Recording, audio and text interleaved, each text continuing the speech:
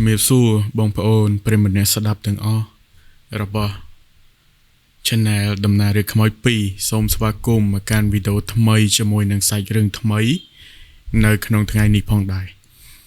បែកបងប្អូនប្រហែលជា 3-4 ថ្ងៃនៅក្នុង Channel ដំណើររឿងខ្មោចទាំងអស់មកគឺខ្ញុំអត់បានដំណើររឿងខ្មោចទេដោយសារតែ 2-3 ថ្ងៃនេះតាំងពីដំណើររឿងតាក់ទងទៅនឹងរឿងអ្នកតាតាក់ទងទៅនឹងរឿងអាគមដែលខ្ញុំនិយាយដាក់នៅក្នុងដូចជា channel មួយណានេះដូចជា channel ដំណើររឿងខ្មោច2ហ្នឹងហើយគឺខ្ញុំចាប់ផ្ដើមឲ្យតែនឹកឃើញរឿងខ្មោចគឺខ្ញុំព្រឺសបល់ហើយមានអារម្មណ៍ថាហាក់ដូចជាហឹងតិចខ្ញុំនិយាយរឿងហ្នឹងគឺខ្ញុំហឹងតិចមកខ្ញុំស្ដាប់ឲ្យអត់ឮទេហើយខ្ញុំព្យាយាមនិយាយរឿងគ្រួសារទាំងអារម្មណ៍អត់ដឹងខ្លួនទេតែដល់ពេលថ្ងៃនេះខ្ញុំមានអារម្មណ៍ថារៀងល្អប្រសើរមកវិញថ្ងៃនេះប្រហែលជាថ្ងៃសិលផងក៏មិនដឹងដល់ពេលអញ្ចឹងខ្ញុំក៏សម្រេចចិត្តថាមកដំណើររឿងខ្មោចតែម្ដងដោយសារតែខានដំណើរយូរហើយថ្ងៃដែលចេញសាច់រឿងនេះ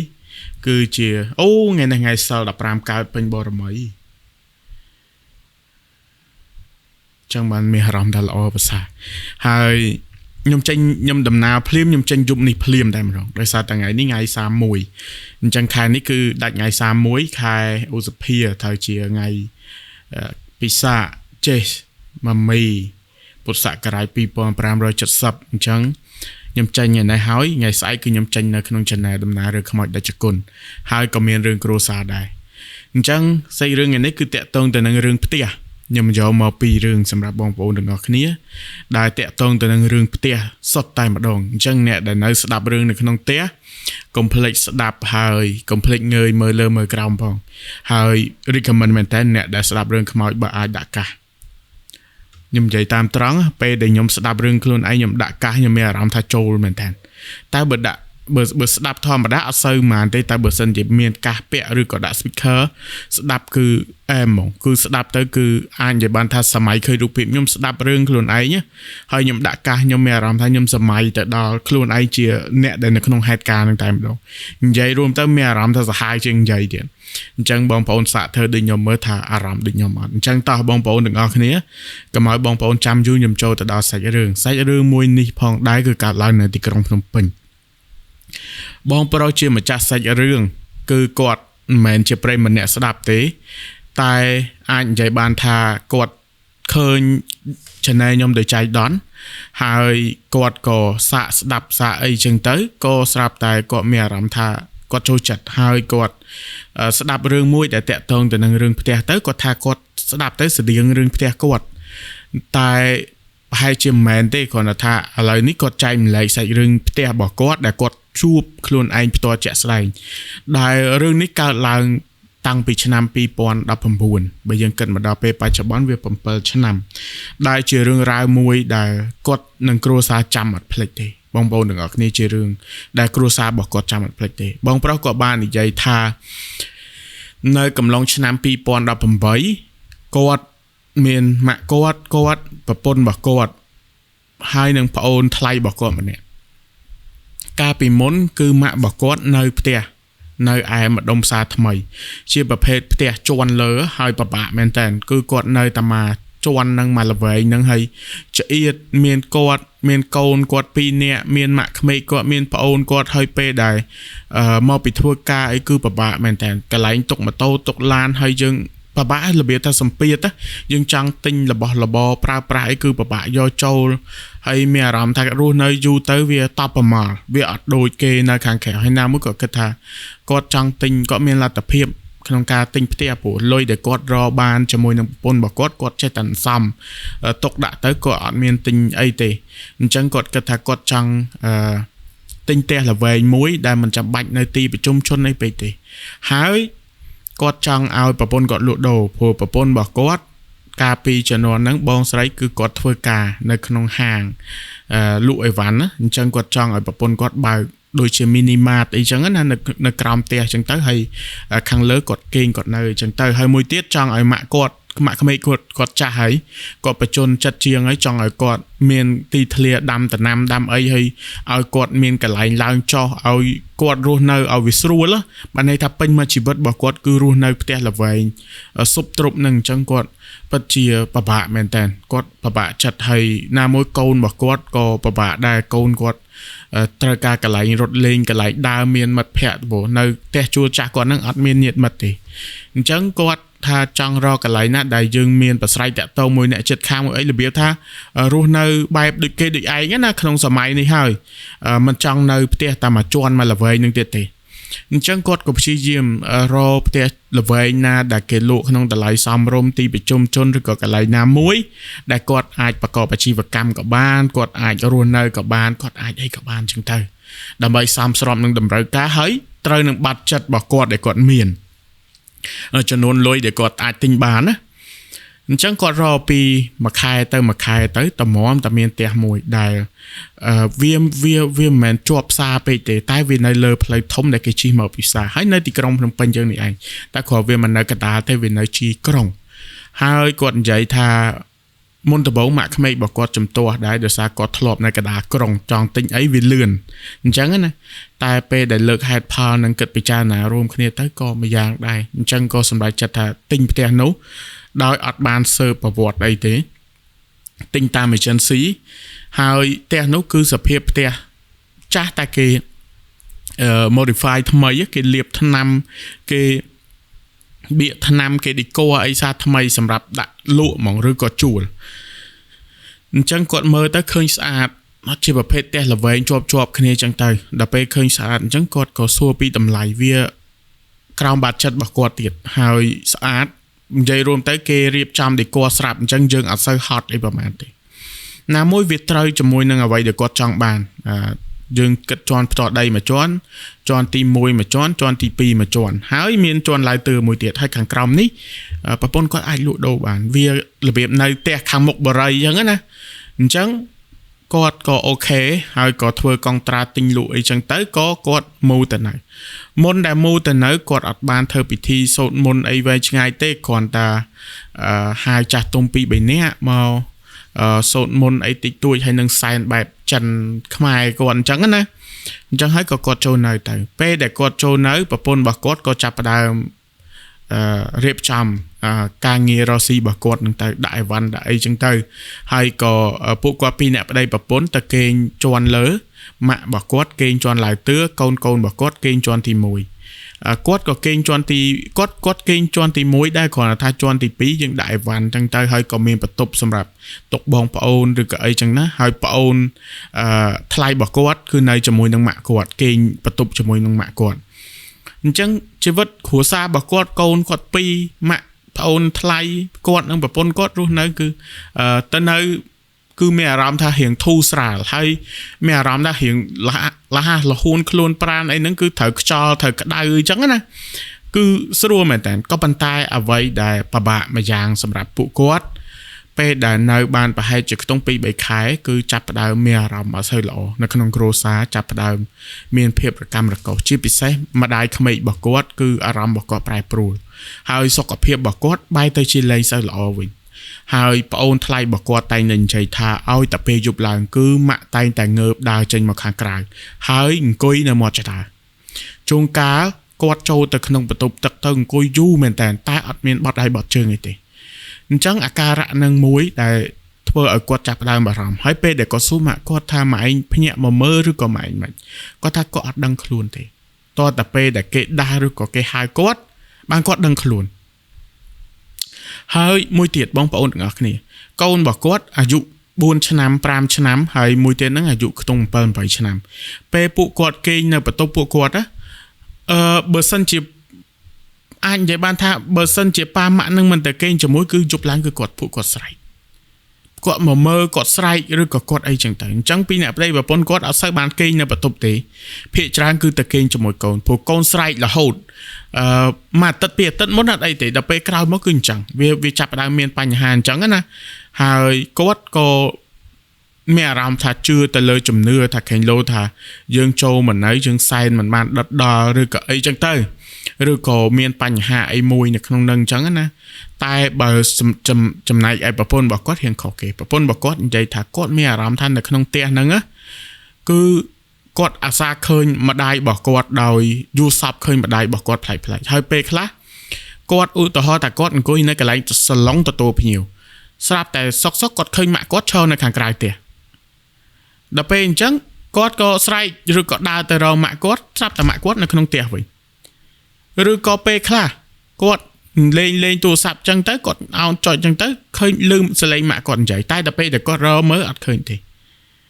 ហើយម៉ាក់គាត់ភាកច្រើនគឺសង្ងំនៅក្នុងបន្ទប់អត់ដូចការនៅផ្ទះចាស់របស់គាត់ទេហើយគាត់ម៉ាក់គាត់តែងតែនិយាយថាអញមានអារម្មណ៍ថាហាក់ដូចជាដេកថាដូចអត់បានដេកមកយប់នឹងដើរនឹងធ្វើអីខ្លះងើបមកវិញគឺពិបាកក្នុងខ្លួនអញ្ចឹងអារម្មណ៍ច្រើនរឿងច្រើនមានចម្ងល់ច្រើននៅក្នុងគ្រួសារហ្នឹងមែនតើសុំទោសបងប្អូន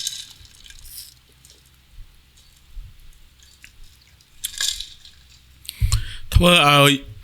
ពួកគាត់ចាប់ផ្ដើមច្បោកច្បល់អញ្ចឹងម៉ាក់គាត់មានមិត្តពធរបស់គាត់ដែលជាអ្នកទៅសុំសិលទៅវត្តមួយគ្នាអ្នកធ្វើបុណ្យមួយគ្នាអញ្ចឹងណាគាត់ណែនាំឲ្យនិមន្តព្រះសង្ឃមកសូត្រមន្តទៅអញ្ចឹងម៉ាក់គាត់ក៏រៀបចំរឿងហ្នឹងតាមម៉ាក់របស់គាត់និមន្តព្រះសង្ឃមកសូត្រមន្តមកឆាន់ត្រង់អញ្ចឹងទៅប្រោះព្រំពីជាន់លើដល់ជាន់ក្រោមហើយក៏លោកធ្វើពិធីធ្វើអីអញ្ចឹងណាតែហើយក៏នៅតែអត់បានផលរបៀបថានៅតែដដែលនៅតែឃើញនៅតែជួបដដែលពេលខ្លះអញ្ចឹងទៅយប់ហ្នឹងគឺលឺសំឡេងដើរឡើងចុះតែដល់ពេលគាត់ខលសួរប្អូនថ្លៃរបស់គាត់គឺម៉ាក់នៅក្នុងបន្ទប់ទេហើយកូនរបស់គាត់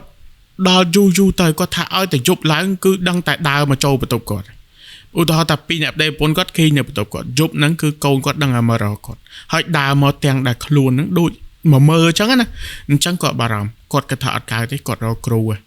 ព្រោះអីគាត់អាចរស់នៅទាំងអត់ដេកអត់ឆ្អែតអត់ពួនហើយមានអារម្មណ៍ថាមានបញ្ហារហូតអញ្ចឹងទៅរកគ្រូថាគាត់មានអារម្មណ៍ថាពីអ្នកប្តីប្រពន្ធគាត់ហ្នឹងរាសីអស់លិញមកគឺរាសីពួកគាត់ហ្នឹងគឺធ្លាក់សឹងស្មើសូន្យមកអញ្ចឹងគាត់សុំទៅដល់ផ្ទះគាត់សុំទៅមើលនៅផ្ទះហ្នឹងមានបញ្ហាអីដល់ពេលដែលគាត់មកដល់គាត់ឈប់ឡាននៅមុខផ្ទះគាត់និយាយប្រាប់ហ្មងផ្ទះហ្នឹងរៀបថ្នាំសាថ្មីមែនផ្ទះហ្នឹងដូចផ្ទះចាស់ហើយផ្ទះនេះធ្លាប់ឆេះដែរគាត់ថាអត់ដឹងផងដោយសារតែគាត់មកទិញហ្នឹងគេលាបតាមថ្មីអញ្ចឹងគាត់គ្រូហ្នឹងលោកគ្រូហ្នឹងគាត់ដើរទៅសួរអ្នកចិត្តខាងខ្លួនឯងមកគាត់ថាណែគាត់ហៅនាងសុំសួរបន្តិចអីមួយដែលនៅចិត្តផ្ទះហ្នឹងគាត់កំពុងថាឈោមមើលនាងសុំសួរបន្តិចមើលផ្ទះនេះផ្ទះម្ដុំនេះមានធ្លាប់ឆេះទេអីហ្នឹងគាត់ថាធ្លាប់តែលោកគ្រូឆេះប៉ុន្មានឆ្នាំហើយឆេះ 2-3 ឆ្នាំហើយតែឆេះអត់ខ្លាំងទេគ្រាន់តែថាឆេះខាងក្នុងអញ្ចឹងណាហើយឆេះហ្នឹងមានបញ្ហាទេអីហ្នឹងអត់ហ៊ានមាត់ទេគាត់ហ៊ានស្រឡាំងកាំងអញ្ចឹងណាគ្រូហ្នឹងគាត់ថាមានអ្នកងាប់ហ្នឹងឯងគាត់សួរអញ្ចឹងណាមានអ្នកងាប់ហ្នឹងឯងអីហ្នឹងក៏ហ៊ានចង់ឆ្លោយតិចមិនចង់ឆ្លោយតិចអញ្ចឹងណាដោយសារគាត់ខ្លាចអញ្ចឹងអីហ្នឹងក៏ចាអញ្ចឹងណាចាមួយម៉ាត់អញ្ចឹងបងម្ចាស់សាច់រឿងគាត់ថាគាត់ចាប់ផ្ដើមភៀងបដ ாய் ទៅផ្ទះហ្នឹងមានអ្នកស្លាប់គ្រូហ្នឹងក៏អរគុណគេអញ្ចឹងទៅគាត់ក៏ដើរចូលផ្ទះគាត់ក៏ទៅអង្គុយនៅសាឡុងហើយគាត់និយាយប្រាប់ថាផ្ទះហ្នឹងមានធ្លាប់មានអ្នកស្លាប់ហើយស្លាប់ហ្នឹងស្លាប់តៃហោងស្លាប់ដោយសារតែភ្លើងឆេះអញ្ចឹងវិញ្ញាណហ្នឹងអត់ទៅណាទេហើយគាត់សួរថាចុះអ្នកស្លាប់ហ្នឹងស្លាប់នៅជាន់ណាគាត់ថាស្លាប់នៅជាន់ឡាយទឿអញ្ចឹងគឺជាបន្ទប់ម្ដាយគាត់សម្រានហ្នឹងឯងហើយវិញ្ញាណហ្នឹងគឺនៅហ្នឹងនេះវិញ្ញាណនេះដើរមកដើរពីក្រោយមកគាត់និយាយអញ្ចឹងហើយម្នាក់នាំគ្នាងាកទៅក្រោយលន់អ្នកសំបីអ្នកស្ដាប់ហ្នឹងក៏ងាកដែរនេះមកនៅពីក្រោយស្រាប់តែពេលអញ្ចឹងបងប្អូនទាំងអស់គ្នាស្រាប់តែគាត់កលេចឆាច់ទៅគាត់ថាក៏អត់ឃើញនៅក្រោយហ្នឹងទេតែទូយើងហ្នឹងពេលបិទទៅអាក្រង់ OLED ទៅវាមិនអាឡងដូចកញ្ចក់អេក្រង់ទូរស័ព្ទយើងអញ្ចឹងស្រាប់តែគាត់ឃើញសមោលមនុស្សស្រីឈរនៅពីក្រោយពួកគាត់បើតាមតែមើលប្រហែលអាចនឹងវ័យ70ឆ្នាំជាងឬក៏70គាត់គ្រាន់ឃើញចឹងគាត់ងាកមកវិញហើយគាត់ដឹងថាអូលោកគ្រូមើលឃើញគាត់សួរថាចឹងលោកគ្រូគួរធ្វើម៉េចលោកគ្រូថាអត់អីទេវិញ្ញាណនេះមកនេះគ្មានគោលបំណងធ្វើបាបអីទេគ្រាន់តែថានៅស្ដាយសោះណោះ hồ tia nó tia côn kê hai pe nơi ruột nó số câu nó mình mơ đợt đó lên nè tục mà đai chào là hô đó phơi chai slap về von chai này không nắng mơ nhom xua dạ anh mới dạ anh nơi nơi cha mày kê nơi rồi kê hãy cốt có cho cha vậy mà sẽ tu có thà lấy bữa sân chỉ kê do dạ anh từ nơi môi con trai vĩnh tới ấy chẳng nè xua chẳng thả đăng con trai nơi nà chẳng dạ anh phòng nơi te kế phụ te nó con dạ anh lụi kê à chẳng bây giờ anh nơi không miền ấy chầm ra thế miền tạo cái khai thế chẳng dạ anh xạ từ đó te con trai từ đó te bong phải ôn mới cái lô chuột hai bà prom cái miền ấy chung từ na dạ anh tới chẳng nè dây cho hình dây lái dây ở trâu này kêu thà dạ anh bây giờ kim lên thò cái đau hai prap ná dây cái câu dạ anh lụi te nội kê công nơi mà cha te cái khai cái bông anh giấy sạp tao vì nhìn nắng châu bao thay gọt plok châu chập vào đầu to vào mỗi cừu tại cừu nó có thà lấy gọt tốc pe là bay thằng ngày môn pe để gọt lên thò cái đầu bao sân chia mình tơi tế bay ngày tiết gọt màu vinh hai màu lượng ní cứ gọt ọt này dây cho mùi thì cừu nó có prap ao màu chật gọt từng ao hơi gọt bẹm bỏ ao gọt tháp bẹm bỏ cà pia hơi chi diêm tăng chất tăng rầm công phật công phơi khang pê hai công nhẹ công phá khơi ai cái đói chua ai cái đói bay ngày tiết bờ sân trên này tầm miền rừng nắng quạt nắng mờ mà đòn tiết tại bờ mình miền tế pram ngày tiết quạt nắng mờ đó bay ngày cào mờ bong bòn cầm long pê bay ngày nắng cứ mà bắt tục nắng cứ đi chung này từng à đời xa ta khai hỡi anh mình là nãy cái hiên này tem mình anh gì tại trăm tập pi ngày thì đại miền Pành Hà nó cứ lư sầm lầy rơ đôi tia nhẹ văn đôi rơ văn đôi bao thuyê đôi cơ thuyê đôi ấy cứ sao bây giờ sầm lầy chầm lại bao tu bao ấy là hậu tập pi ngày nó là nghĩ ngày tí pi nó còn bật lên khơi ngày tí 700 mới cỡ miền khơi ấy thì chẳng có prap được kêu ta mẹ làm thà đôi ngạt hay ọt mẹ làm thà khai được môn pram ngày cái kêu nó mà thà o cọt tay rồi có tranh tay rồi hãy kêu nó có từ xuôi và phồng từ xuôi cho nên tè rồi ấy cho nên nó prap thà dây nó tay rồi cọt prap đây cọt thà cọt tay rồi bờ sân chìm mền chỉ tè con trai cọt tiết hay cọt màu vinh tê chẳng á nè tại bong phồng đừng ở kia cái bị rương nâng bàn ngạt bàn mà chân nằm rương trai tiết bàn cạt lại nó không tè một cứ kêu xa bọc cọt chắp đai miền Pành Hà hay đo thằng ngày muối câu mà quát thời thẹn bị lời tròn lại từ màu đo kháng crom stir bắt bằng chip vật hai cầm lòng pe nắng cứ bập bồn có rột từ lời câu hai quát người mà kháng lỡ sáp ta khơi vì nhiên miệt thông mũi cho nơi cái đá tiệt nơi cái đá cho đá bây giờ cái tới ảnh run câu quát thẹn hai mà đai khmei bỏ quát chập đau về dây ni dây nô dây teng để quát nó miên sập hiệp thò mà đá quát dây pi nó rụ pride vậy bị khmau vậy bị pri về buồn là hốt đó cột cái thạch tè nó cứ nơi lấy bạn hay cột ở trong rồi kêu rồi cái mà tiệt tê cột có sầm lại chật thá mù tránh hay từ nơi tè cha bỏ cột mình bây đây từ nơi tè cha mình bàn ta mặt tê mà đai không cột mau sập hiệp đài hay ru nơi bay thò mặt hàm mình tè nó cột đã pha lụa giờ mà bong pháo lụa mà chăn mặt đài hay lụa khát cho nôn bay pon đó là nè chất khang nông prap quạt khơi kêu sa bọc quạt tới pet khơi kêu sa bọc quạt mấy Pành Hà để chất khang ta ôn nơi công nơi ấy bao ở đây nơi cọt ban sọc đai phù dây nâng can nơi ru cài na hơi dây nâng dây tại bịa bật đi hơi y có trong tranh đai ở trong nơi tiệt đi tại y khi bên chấm rớt để xa ta con trai gọt miền lôi chẳng á na chẳng có dương mình đang thà cọt tranh tới cọt màu vinh rồi còn mạch đai bong pro mình cha sậy rương cọt vậy thà lược tìm mùi không chỉ bớt hơi có cọt mình đai trong chuột thì đấy năng ngày đại có sầm lại chợt thật tinh tè tai cọt ở bàn xua nè chợt khang cọt bàn xua ấy hay có cật thà cọt chưa chạy lợp này tai khang khôn mình đang chẳng mạch thì còn thà tè nâng chạy đánh pe để nơi tập bóng cứ là ô mền tai tập pe để nơi chú play chặt bởi những căn thật thun ngỏ đôi là việc thăm miên ấy mùi một kiếp sừng cọt play chặt khang khôn dương để thưa dương ở mẹ ram thà là ô hơi cua xa chạy tại tập và mò chlu khnia và cay khnia hơi trâu cho môi năng ram mình là ô đây mình chạy miên cà phê khai tiết cứ vì cho bốc cho bà mình chẳng bong pro còn dạy thăm môn năng tinhផ្ទះ môn năng ấy cua tai mơ trầm trờiហើយបើសិនជាអាចសួរគេសួរឯងទៅហើយត្រូវដឹងពីប្រវត្តិផ្ទះព្រោះផ្ទះមួយមិនមែន 4-5,000 ទិញបានទេហើយបើយើងនៅហើយត្រឹមតែនៅមិនកើតចេញមិនអីទេខ្លាចតែគ្រួសារយើងណាមួយមានអាការៈដូចមិនល្អដូចគាត់ឯកូនគាត់ស្ទើរតែបាត់បង់ជីវិតដោយសារតែផ្ទះហ្នឹងអញ្ចឹងគាត់ក៏សម្រេចចិត្តថាចេញភ្លាមហើយអ្វីដែលគាត់នឹកស្មានមកដល់ចេញបានមួយសប្តាហ៍គឺម្ដាយរបស់គាត់មកសភាពដើមវិញទាំងដែលគាត់ចាប់ផ្ដើមវិញវ័នដល់ពេលនៅតែផ្ទះនោះមិនដឹងថាជ័យហ្នឹងគាត់ធ្វើអីឬក៏គាត់ចូលឬក៏មិនអីចឹងណាអញ្ចឹងនេះគឺជារឿងរ៉ាវបងប្រុសដែលបានកើតឡើងចំពោះគាត់ផ្ទាល់តែម្ដងអញ្ចឹងបងប្អូនយល់ឃើញយ៉ាងណាអាច comment នៅខាងក្រោមនេះបានចំពោះសាច់រឿងមួយនេះណាអញ្ចឹងខ្ញុំចូលទៅដល់សាច់រឿងទី2បន្តតាក់ទងទៅនឹងរឿងផ្ទះនៅខេត្តម្ដងផ្ទះនៅខេត្តមួយនេះបងប្រុសដែលគាត់និយាយនេះក៏មានអាយុត្រឹមតែ26-27ទេអាចថាក្មេងដែរណាគាត់បាននិយាយរឿងនេះមកកាន់ខ្ញុំហើយគាត់ថាក៏ប៉ុន្តែគាត់មិនមែនជាគ្រូឬក៏មិនមែនជាអីទេគ្រាន់តែគាត់ជាមនុស្សម្នាក់ដែលមាននិស្ស័យតាក់ទងទៅនឹងមុនតាក់ទងទៅនឹងផ្លូវក្នុងផ្លូវក្រៅហើយគាត់ធ្លាប់អាស្រ័យតាក់ទងហើយក៏គាត់មិនដែលរៀនមានគ្រូទេគាត់មិនដែលរៀនតែនិស្ស័យពីកំណើតដែលឲ្យគាត់បានមាននិស្ស័យតាក់ទងទៅនឹងរឿងហ្នឹងគ្រាន់តែថាគាត់មិនចាប់ជាអាជីពទេពេលណាមាននិស្ស័យក៏និយាយពេលណាមាននិស្ស័យក៏ថាទៅ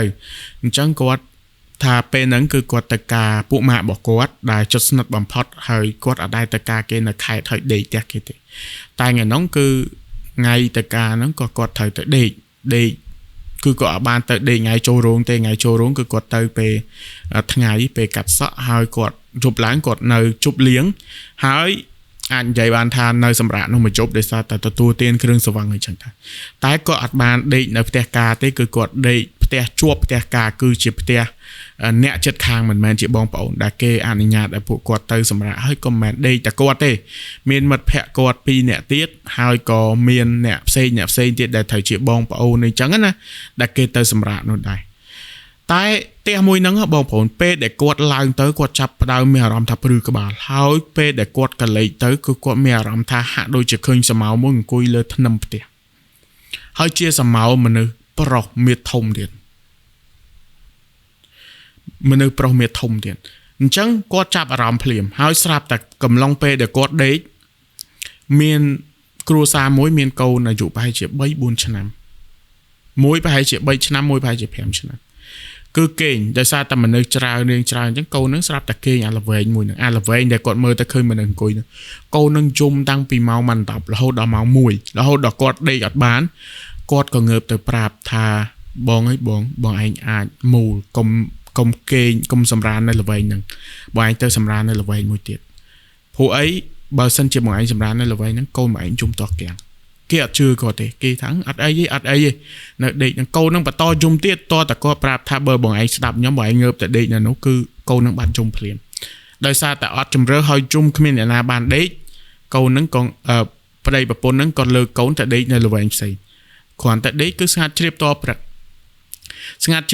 កតែគាត់ខ្លួនឯងក៏អត់បានដេកទេគាត់ចេញពីកន្លែងដែលគាត់ដេកលក់ស្រួលគាត់មកឲ្យគេដេកហើយគាត់មកដេកល្វែងហ្នឹងគាត់ថាមកយប់ទល់ភ្លឺអត់បានដេកពេលដែលគាត់បិទទៅអាលាវមកផ្ទះកាភ្លៀងគាត់ផ្លាប់ពេលដែលគាត់ដេកអាលាវមកអេះបាតជើងគាត់ពេលដែលគាត់ដេកចិត្តលក់មកផ្លុំទៅជាគាត់ហើយគាត់បើកភ្នែកទៅគឺឃើញឈរនៅពីលើរហូតអញ្ចឹងមកតែគាត់អត់ធ្វើអីទេរហូតដល់ព្រឹកឡើងម៉ោង6ម៉ោង7អ្នកខ្លះដេកដល់ម៉ោង8តែម៉ោង7គាត់ងើបគាត់ចុះមកគាត់សួរម្ចាស់ផ្ទះថាអីផ្ទះហ្នឹងអីឯងនៅម៉ានអ្នករាល់ដងណាអីនឹងគាត់ថាគាត់នៅតែឯងទេព្រោះកូនរបស់គាត់ទៅធ្វើការនៅភ្នំពេញហើយគាត់សួរហ្មងគាត់ថាអីតែអីឯងនៅដែលមានបញ្ហាអីអត់គាត់ថាអត់ដែលមានបញ្ហាអីទេគ្រាន់តែផ្ទះហ្នឹងក្រៅពីខ្ញុំពិបាកដេកបន្តិចផ្ទះខ្ញុំមាន2ផ្ទះខ្ញុំនៅកន្លែងម្លងផ្ទះនេះ 2-3 ទៅដល់ផ្ទះខ្ញុំមួយទៀតកូនខ្ញុំមកវាតែដេកតែនោះទេវាមិនដែលដេកនេះទេវាមកនេះតែពេលថ្ងៃទេដោយសារតែវាដេកអត់កើតគឺខ្មោចសកត់រហូតអញ្ចឹងណាអញ្ចឹងគាត់ក៏ថាអញ្ចឹងអាហ្នឹងដែលខ្ញុំចង់សួរឯងហើយឯងដឹងតែខ្មោចហ្នឹងជាពីណាអត់ថាអត់ដែលដឹងទេតែផ្ទះហ្នឹងមិនមែនជាផ្ទះដែលគាត់ធ្វើមកទេគឺជាផ្ទះគេទេហើយគេនិយាយថាផ្ទះហ្នឹងគឺនៅអត់បានទេអ្នកដែលសង់ប្តីប្រពន្ធដែលសង់ផ្ទះហ្នឹងគឺឈឺចិត្តស្លាប់ ហើយក៏អស់លុយព្យាបាលក៏លក់ផ្ទះហ្នឹងហើយគាត់ប្រាប់កូនគាត់ដែរតែកូនគាត់មិនព្រមក៏ទិញយកហើយវាអត់តែនៅទេវាតែនៅផ្ទះចាស់ខ្ញុំវិញវាឲ្យខ្ញុំមកនៅនេះតែខ្ញុំនៅបានអ្នកផ្សេងនៅមិនបានអញ្ចឹងគាត់ក៏និយាយប្រាប់ថាអ្នកដែលនៅលើផ្ទះចៃហ្នឹងEI ហ្នឹងគឺមនុស្សប្រុសមាធំហើយម្នាក់ហ្នឹងគឺមិនមែនជាខ្មោចទេគឺជាព្រាយអញ្ចឹងបើចង់នៅបានក៏ពិបាកដែរហើយបើនៅក៏មិនបានសុខដែរហើយបើសិនជា EI ចង់រស់នៅបានសុខ EI រស់ផ្ទះនឹងចេញទៅហើយគាត់និយាយដែរប្រាប់មកវិញដែរថាគ្រួសារគាត់តាំងពីទិញផ្ទះនឹងមករៀងដាក់រមមិនសូវបានអញ្ចឹងណាហើយកូនអាសាឈឺប្តីគាត់គឺទៅតែស្លាប់បានប្រហែលជា100ថ្ងៃប្រហែលជា10ថ្ងៃមុនបានន័យថា3ខែជាងហើយគាត់ឈឺហ្នឹងគាត់ឈឺតាំងមុនទិញផ្ទះហ្នឹងតែអាចនិយាយបានថាវាគួបផ្សំគ្នាអញ្ចឹងណាតែគាត់ស្ដាយគាត់អីហើយកូនគាត់និយាយមិនស្ដាប់គាត់ក៏ប្រាប់ថាឯងប្រាប់កូនឯងទៅថាកុំទុកផ្ទះហ្នឹងបើសិនជាមិននៅតែតែរុះចោលទៅហើយកុំយកឈើនឹងមកធ្វើវិញព្រោះឈើនេះប្រភេទឈើអត់ល្អទេគួរគាត់មើលទៅឈើហ្នឹងតសហ្នឹងសិតតកញ្ចៅសិតតពុកសិតតស្អីអារបស់ដែលគេមិនឲ្យធ្វើណាហើយមើលទៅផ្ទះហ្នឹងគឺចូលទៅគឺដូចសង្គ្រប់មនុស្សហ្មងតែក្រោយមកទៀតគាត់មកផ្ទះមកគាត់អត់បាននេះទេតែក្រោយមកគាត់ក៏បានសួរទៅកាន់មិត្តភ័ក្តិរបស់គាត់ដែលតាក់ទងទៅនឹងផ្ទះហ្នឹងប្រពន្ធរបស់មិត្តភ័ក្តិរបស់គាត់ក៏និយាយដែរថាផ្ទះហ្នឹងគឺយប់គឺគេអាសាឃើញនេះឃើញនោះអញ្ចឹងណាតែហ្នឹងគាត់នៅតែព្យាយាមមកនៅហើយហ្នឹងក៏ធ្លាប់ឈឺម្ដងធ្ងន់ដែរហើយផ្ទះហ្នឹងក៏គេតែងតែនិយាយដែរថាឲ្យរុះចេញទៅអីទៅព្រោះផ្ទះហ្នឹងការធ្វើគឺជាងហ្នឹងក៏មិនសូវជាត្រូវមួយម្ចាស់ផ្ទះដែរហើយក៏មានការឆ្លោះប្រកែកគ្នារុះផ្ទះហ្នឹងចោលម្សាយតែលួងជាងទៅជាងក៏ធ្វើឲ្យវិញហ្នឹងទៅម្ចាស់មុនណាដល់ពេលអញ្ចឹងពេលដែលជួបគាត់ហើយអាពេលការមិត្តភ័ក្តិហ្នឹងហើយក៏បានប្រហែលជាមួយខែ2ខែផ្ទះហ្នឹងក៏រុះអញ្ចឹងទៅរុះຕົកតែជើងតសបេតុងតែគឺរុះចោលទាំងអស់ហើយឈើហ្នឹងដាក់ចំហៀងផ្ទះហើយក្រោយមកទៀតក៏ហ្នឹងក៏គាត់លក់ឈើហ្នឹងឲ្យតែគេផ្សេងទៅហើយគេយកទៅធ្វើអុសឬក៏គេយកធ្វើក្រែធ្វើអីចឹងណាអាឈើដែលធ្វើផ្ទះហ្នឹងឯងហើយក៏អត់មានសងដែរគឺគាត់ទុកដីទុកតសបេតុងចោលគាត់ទៅនៅផ្ទះចាស់គាត់វិញចឹងទៅហើយតាំងពីពេលហ្នឹងមកក៏មិនដែលទៅជាមានបញ្ហាដែរគឺរស់នៅធម្មតាចឹងទៅអញ្ចឹងបងប្រុសគាត់និយាយថាប្រហែលជាមិនមែនត្រឹមតែគាត់និយាយទេក្រោយពេលដែលគាត់ប្រាប់ហើយហ្នឹងអាចទៅរកគ្រូទៅរកអីមើលចឹងណាព្រោះមនុស្សធម្មតាដូចគាត់ប្រហែលជាគេមិនជឿគាត់ថាអ្វីដែលគាត់ឡើងទៅគាត់ឃើញបែបណាគឺគាត់ថាបែបហ្នឹងគឺម្នាក់ដែលនៅលើផ្ទះហ្នឹងគឺកាចគឺជាព្រាយហើយមិនមែនជាខ្មោចធម្មតាទេអញ្ចឹងអានេះគឺជារឿងរ៉ាវទី1រឿងរ៉ាវទី2សម្រាប់បងប្អូនប្រិយមិត្តអ្នកស្ដាប់របស់យើងស្ដាប់នៅថ្ងៃចុងក្រោយនៃខែឧសភាមេសាដែលបងប្អូនទាំងអស់គ្នាត្រូវជាថ្ងៃ31អញ្ចឹងក៏ប៉ុន្តែខ្ញុំត្រូវចេញពេលថ្ងៃតែដោយសារតែរវល់ទៅខាងទឹកខ្មៅក៏អត់បានដំណើរហើយក៏និយាយភ្លាមចេញភ្លាមសង្ឃឹមថាបងប្អូនបានស្ដាប់ទាំងអស់គ្នាថ្ងៃស្អែកយើងស្ដាប់រឿងថ្មីបន្តទៀតទាំង Channel ដួងមេត្រីនិង Channel ដំណើររឿងខ្មោច2អញ្ចឹងបើសិនជាការដំណើរទៅលើសលួសថងចំណុចប្រការណាមួយអចេតនាក៏សូមខន្តីអភ័យទោសហើយអាចសង្ឃឹមថាវីដេអូមួយនេះជាវីដេអូចុងក្រោយដែលគ្រប់គោលការណ៍ដែលយើងអាចស្នើ monetize វិញចាស់ហើយ YouTube នឹងអាចឃើញថាជា channel original ជា content original ជាមនុស្សពិតជាការដែលដំណើរពិតហើយក៏ជារឿងរបស់ប្រិយមិត្តអ្នកស្ដាប់របស់យើងដែរអញ្ចឹងសង្ឃឹមថាជោគជ័យនៅចុងខែនេះជោគជ័យធ្វើវីដេអូនេះហើយយើងនឹងមានដំណឹងល្អឆាប់នៅដើមខែនេះទៅចោះហើយបើសិនជាជោគជ័យឬក៏មានដំណឹងល្អខ្ញុំនឹងប្រាប់បងប្អូនវិញហើយយើងនឹងបន្តដំណើរវែងឆ្ងាយទៀតជាមួយនឹងការដំណើរនៅសាច់រឿងមួយនេះអរគុណបងប្អូនជួបគ្នានៅវីដេអូក្រោយជាមួយនឹងសាច់រឿងថ្មី